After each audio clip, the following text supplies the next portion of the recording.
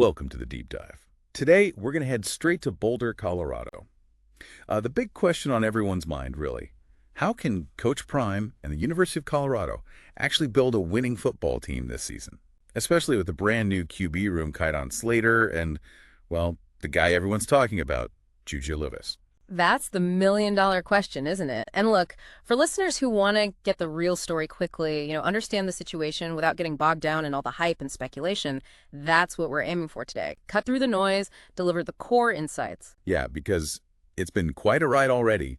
Coach Prime's arrival, it shook things up big time. Last season was just a roller coaster. Incredible highs, some pretty tough lows, that constant national spotlight, and of course that massive roster overhaul. Huge turnover. And now, with Shedeur off to the NFL, all eyes are right back on Boulder, focused squarely on these two new quarterbacks. Totally.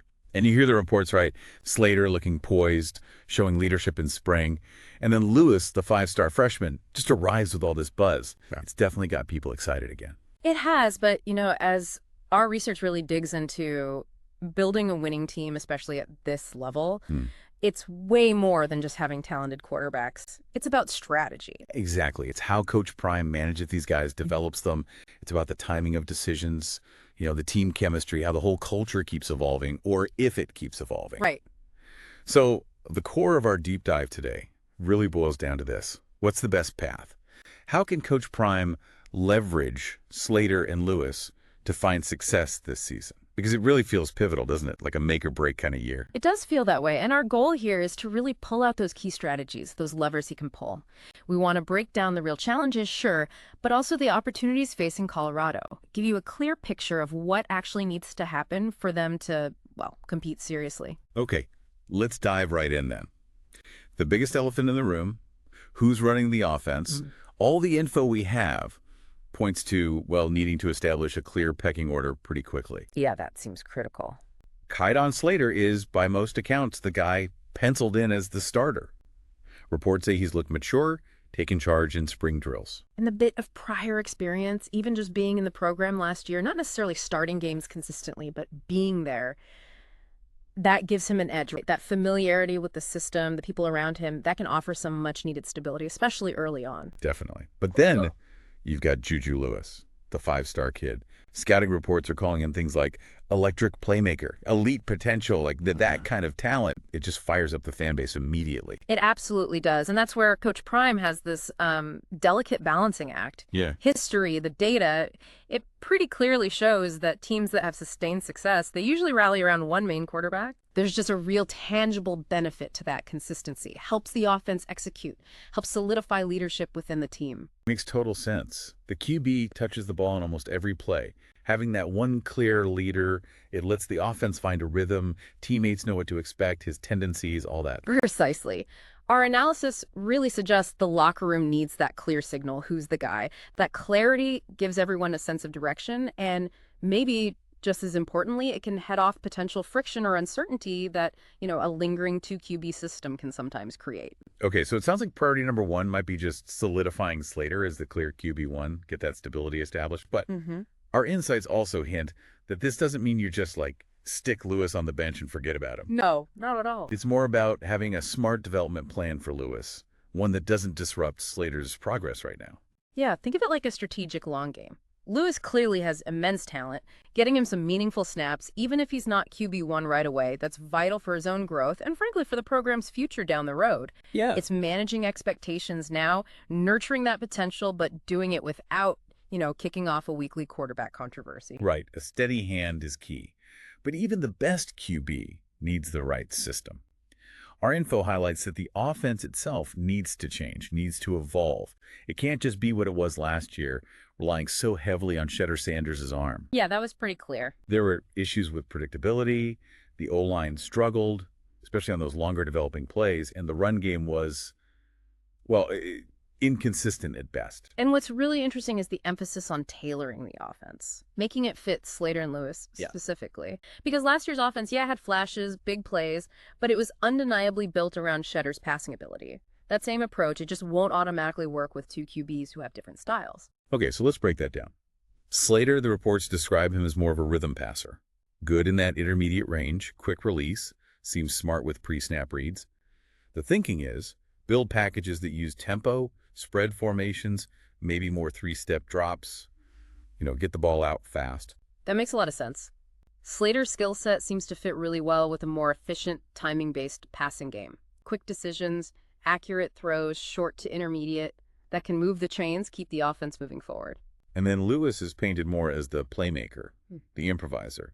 So the analysis suggests when he's in, maybe you lean more into RPOs, run-pass options, or bootlegs, design QB runs, things that use his athleticism. Yeah, and that really highlights the need for flexibility in the playbook. It's probably not about having two totally separate offenses, but more about having the capacity to shift the play calling, depending on who's under center.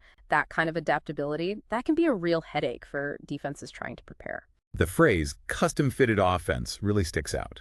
It's not about forcing them into a box. It's designing the plays to actually amplify what they do best. Exactly, which leads us straight to something that's, well, completely non-negotiable if any QB is going to succeed: protection. The offensive line. Yeah. Our analysis is pretty blunt here. It says the Buffs must dramatically improve the offensive line, and you see why. 56 sacks allowed last season. That's staggering. Near the very bottom in all of FBS football. 56. Wow. You just can't win consistently giving that up. Our info says Coach Prime hit the portal hard again for O-linemen, bigger guys, more experienced guys. But the key is, how fast can they actually come together? How fast can they gel? That's the whole game for an O-line, isn't it? Synergy. It's not just about having 5 big, strong individuals. It's about communication, trust, everyone moving as one unit. And that only comes from reps, and more reps in practice. The analysis makes an interesting point, though. It says they don't necessarily need a dominant All-American type line right away. What they need is a functional one that feels maybe more achievable in one off season. I think that's a smart distinction. Functional means, a clean enough pocket most of the time. Let the QB scan the field, make a throw without immediate panic. And it also means opening some holes for the run game, which, hey, that's our next point. Right. But yeah, the insights also mention needing a top O-line coach, really focusing on run blocking technique, maybe even simplifying some protection calls to help that communication and cut down on mistakes. Because ultimately, like the analysis says, Slater's talent, Lewis's potential. Yeah. It doesn't matter much if they're running for their lives back there. No quarterback, I don't care who it is, can play well consistently under constant duress. A decent pocket, just that basic level of protection, it's the absolute foundation for any kind of passing success. Okay, so building on that foundation, the run game, our information points to an urgent need to actually establish it, calling it basically an afterthought last season. And this is so critical, especially when you've got younger guys, or at least less experienced guys, at quarterback. A solid run game does so many things. It takes pressure off the QB, obviously. It lets you control the tempo. It wears down the defense. And it sets up play-action passing. Our analysis really hammers the idea of finding and committing to a true RB1. Give one guy consistent carries.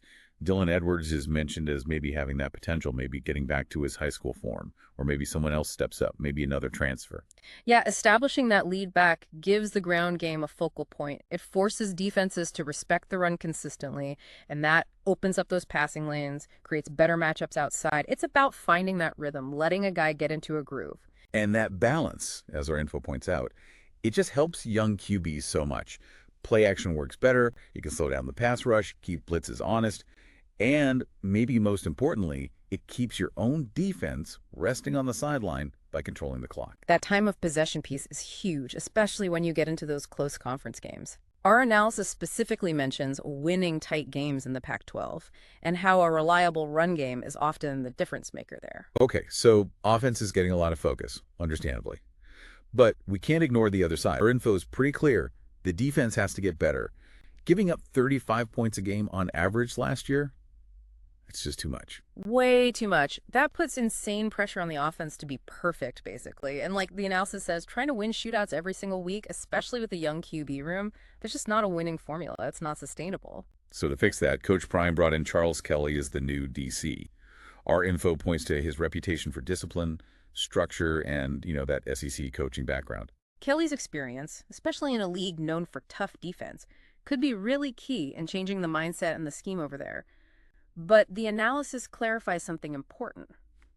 The defense doesn't need to suddenly become like the 85 Bears overnight. It needs to be timely. Right. timely, getting those key third down stops to kill drives, holding teams to field goals in the red zone instead of TDs, Yeah. forcing a turnover when the momentum is shifting, those kinds of plays. Exactly. A defense that can make those plays, get off the field, maybe even flip field position. That's a massive help to a young offense. It lets Slater and Lewis develop without feeling like they have to score every single time they touch the ball. Our analysis also sort of hints at expecting a tougher, maybe more physical defense, something that reflects Coach Prime's own swagger. Speaking of confidence, that's another big piece our information dives into. Nurturing QB confidence. And it stresses that, yeah, Coach Prime's a great motivator, but young QBs need more than just pep talks. It's about the whole environment. Absolutely. This is where Prime's leadership, the whole team culture, really comes into play. Our analysis highlights pretty directly the immense pressure on Kaidon Slater. He's stepping into this situation after the whole Prime Shedeur hype machine.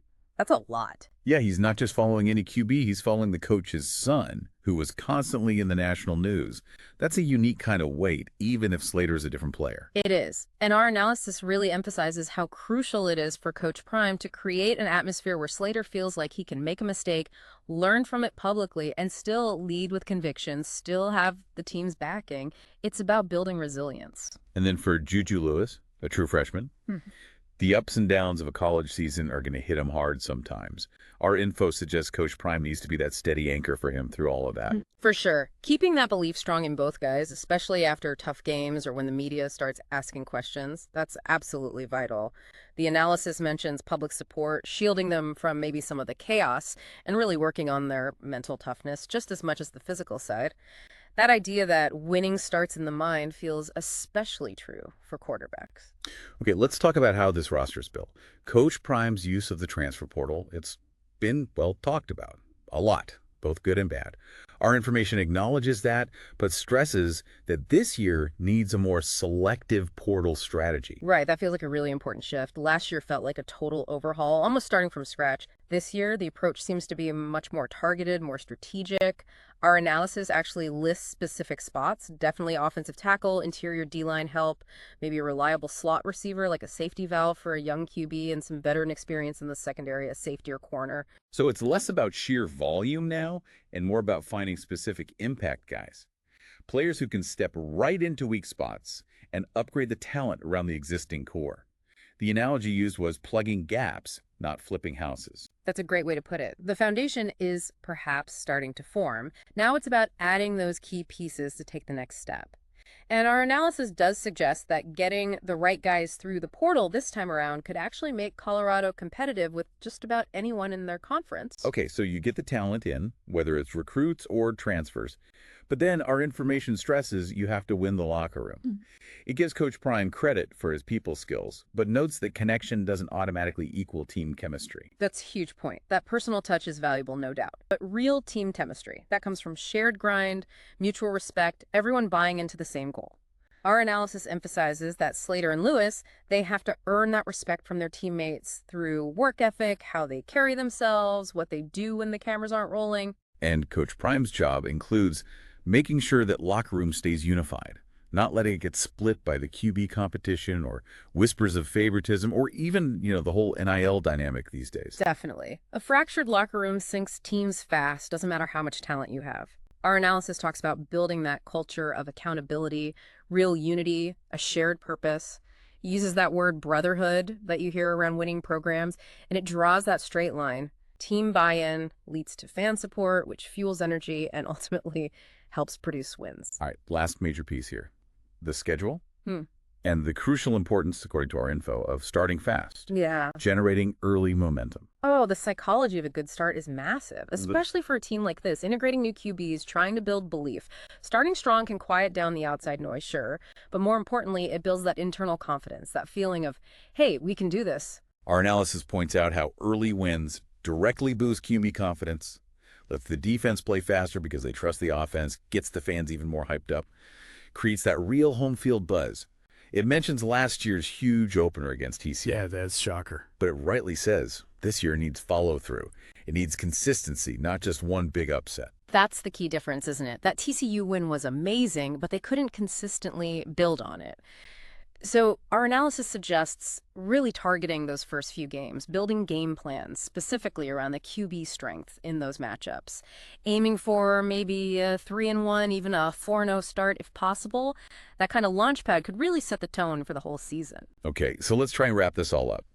Coach Prime, he's got this big challenge, right? Building a team that can win consistently and doing it with a QB room that's full of promise, but let's be honest, pretty unproven at this level. Absolutely. And as we've kind of walked through here, the keys seem to be setting that QB hierarchy early, tailoring the offense to fit who's playing, seriously upgrading the O-line protection, committing to a real run game, getting timely stops from the defense, building up QB confidence through culture and support, using the portal smart now, making sure the locker room is united, and then hitting the ground running with some early wins. It's a lot to juggle. Which brings us to our final thought for everyone listening. Think about this. Is Coach Prime going to focus more on the short-term buzz, the potential for another headline-grabbing season right now? Or is the real focus going to be on laying that deeper foundation, the stuff needed for long-term, sustained success in Boulder? And, maybe more interestingly, what are the ripple effects of either path for Colorado football down the line? Because ultimately, as our analysis suggests, if the focus is on building that strong foundation, offense, defense, culture, smart additions, then Colorado really could make that leap. They could go from being just this fascinating media story to being a team that's genuinely tough to beat week in and week out.